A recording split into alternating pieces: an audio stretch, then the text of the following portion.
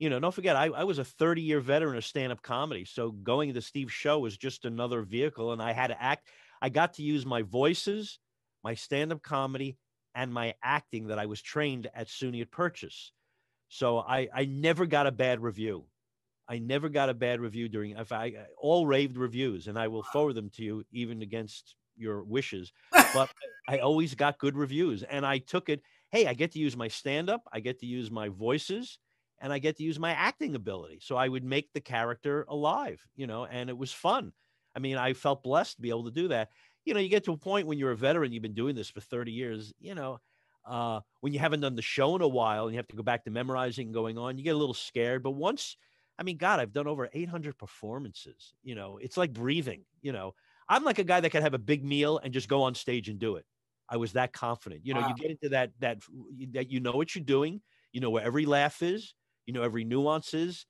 It's like anything. It's like being an athlete. Athletes know what they're doing. They've done it.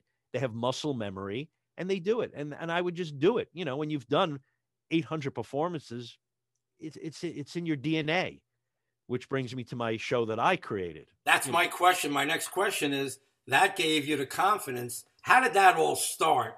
And how did you move into your own? I wanted to do my own show. I had originally co-written a show many years ago with someone that was a stage play. And I go, you know what? I'm going to rewrite this into a one-man show, revamp it, change the title, change everything. So I came up with a show called Till Death Do Us Part, You First. It's about a man in his late 50s who has a fear of commitment with women. And it was a combination of Defending the Caveman meets the John Gray, Men Are From Mars, Women Are From Venus. But it's my take on being a single guy, of trying to find the right woman. It's very difficult. I've been a single guy my whole life. It's very difficult being married with kids when you're a touring stand-up comic. It really is. And comics that I came up with and got married, had kids, a lot of them are divorced. It's not a conducive world. A woman wants a guy home. A woman does not want her husband or boyfriend, the wife, or as we call the defendant. No, I'm sorry, the plaintiff.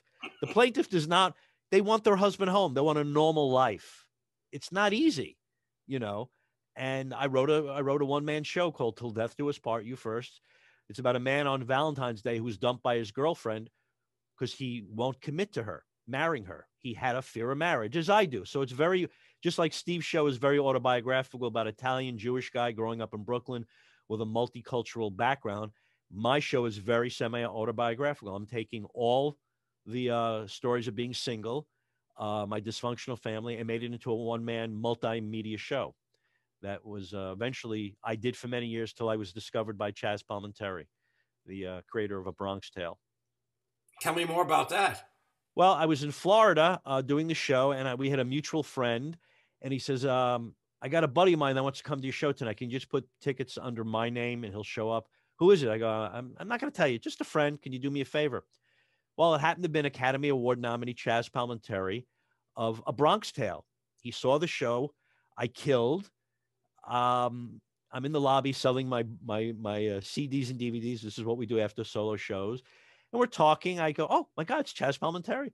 And he says, I loved your show. It has a lot of potential. And I go, that's surprisingly, I'm looking for a director to take it to the next level. And he says, I'll direct you. So he felt giving back to someone like me that he discovered, just like Robert De Niro discovered him with A Bronx Tale in '89 out in L.A., and I remember seeing the show, and I was like, oh, my God, the Chaz Palminteri is going to direct my show. He created the most successful one-man show in the history of show business, as you know. Bronx Tale went on to become a movie, a musical, the solo show, of course. They're now doing a documentary. So I got the director. I was blessed to have the director, and he knows comedy. He thinks like a comic, but he's also a great director, and he just tightened my show. We wrote things together because he's a married man, and I'm a single guy. So we're exploring the world of being a single man versus marriage.